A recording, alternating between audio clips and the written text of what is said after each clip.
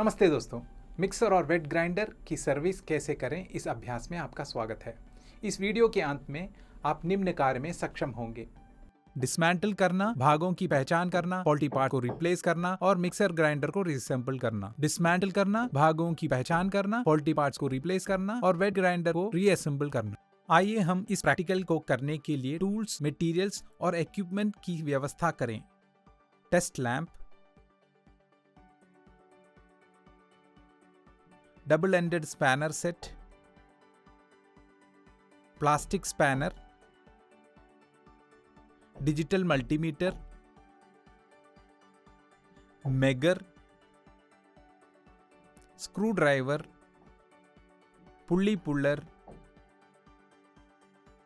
Mixer grinder, wet grinder, grease और lubricating oil, kerosene,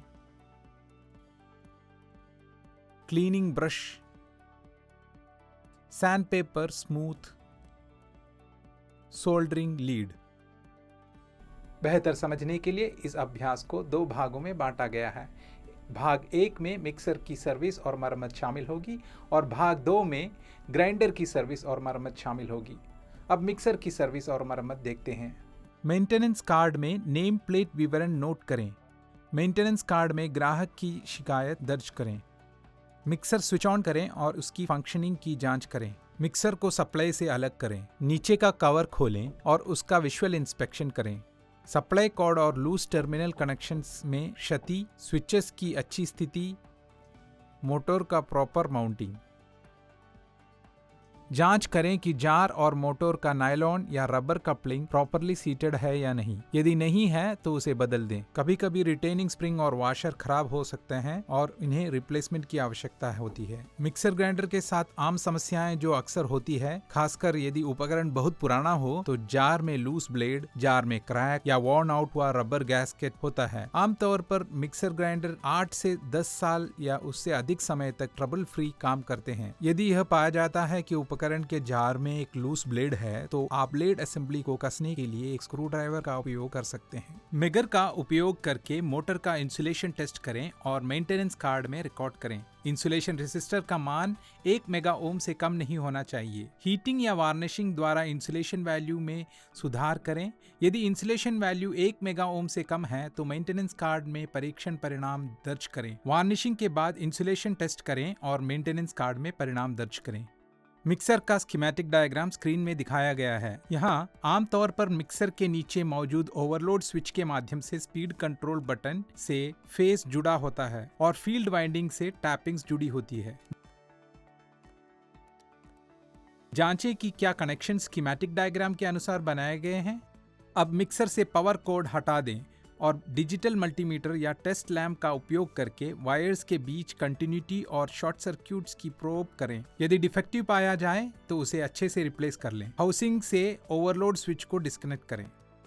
अगर आपका मिक्सर ग्राइंडर अचानक बंद हो जाए तो मिक्सर के बॉटम पार्ट को देखें। आपको एक स्टिक लाइक स्विच मिलेगा। इसे दबाएं। 10 मिनट तक प्रतीक्षा करें और रीस्टार्ट करें। इससे उपकरण पुनः प्रारंभ हो जाएगा। इस स्विच को ओवरलोड स्विच या प्रोटेक्शन स्विच या रीसेट बटन कहा जाता है और यह सर्किट ब्रेकर की तरह काम करता है। प्रत्येक मिक्सर में ऑटोमेटिकली इलेक्ट्रिसिटी कटिंग ऑफ के लिए एक डिवाइस होता है जिसे सर्किट ब्रेकर कहा जाता है। यदि सर्किट में ओवरलोडिंग का संदेह होता है तो मशीन इमीडिएटली बंद हो जाएगी, जिसके परिणाम स्वरूप मिक्सर ग्राइंडर अचानक बंद हो जाएगा। यह मोटर को ओवरहीटिंग होने और बर्निंग से बचाएगा। स्विच को डिस्कनेक्ट करने के बाद इसे वर्क बेंच पर रखें। डिजिटल मल्टीमीटर को कंटिन्यूटी मोड में सेट करें। प्रोब्स को मेटल पिन कनेक्टर्स पर रखें और सुनिश्चित करें कि बीप साउंड आती है। यदि कोई साउंड नहीं आती है तो समझें कि यह डिफेक्टिव है और इसे किसी अच्छे से रिप्लेस करें। इसके अलावा आप यह जांचने के लिए टेस्ट लैंप का उपयोग कर सकते हैं कि स्विच अच्छा है या खराब। स्पीड कंट्रोल या रोटरी स्विच से कनेक्शन हटाने से पहले